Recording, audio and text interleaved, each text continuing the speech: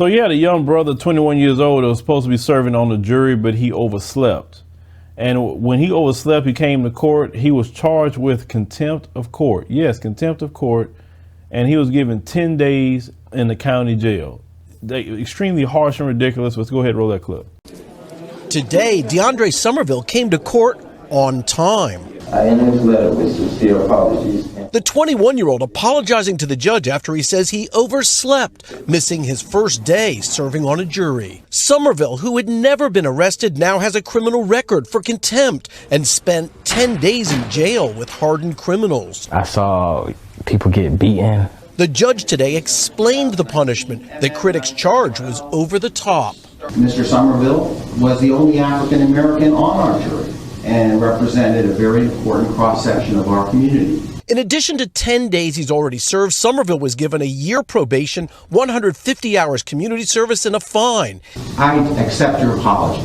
If Somerville now completes only 30 hours of community service and speaks to prospective jurors on the importance of jury duty, the judge says he will vacate his initial contempt order. Glad it's over? Yeah, glad it's over. Somerville, who cares for his grandfather and works in an after-school program with kids, says he hopes he won't be judged for his one mistake. Now, the update on this particular story is the people were so upset, it was so much backlash that this particular judge had got rid of that contempt order on his record. So basically his record is clean again.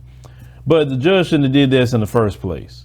I mean, seriously, that's why it would make that young brother may not want to ever be a part of a jury again, because he don't want to have that kind of experience. I mean, people make mistakes. I mean, man, come on. I mean, you won't respond that way just off of the first time. I mean, this young brother, like you say, he's helping out at home. You know, he worked with kids. I mean, he seems like just a good brother to, definitely be around, and a good brother to support. We have to support our young brothers out there that's doing the right thing, that's not getting in trouble, who's being pillars in our community. Because you got a lot of older folks that don't even want to do certain things that this young brother is doing. But this situation, once again, just show how immediately when a black person do something, it's quick consequences. It's not, oh, well, is this excuse and that excuse, or it's never an excuse for black people. And one thing I'm glad about social media is that you guys are making a difference. Understand that. I believe that judge would have stick to his guns if no one said anything. So when people say social media do not have an effect or it can't do anything, that is a lie. The mainstream media for itself cannot stand that about social media. You guys have response. You guys are fast at stories than they are, and they can't control the narratives. And when you're making judges change their mind, you're making police departments make certain moves that they didn't want to make. You make prosecutors make moves they didn't want to make. Trust me, it is having an impact, and the people finally have a voice, because before the people never had a voice. But, this young brother, like I said, shout out to him, man. Shout out to him, just for all what he's doing.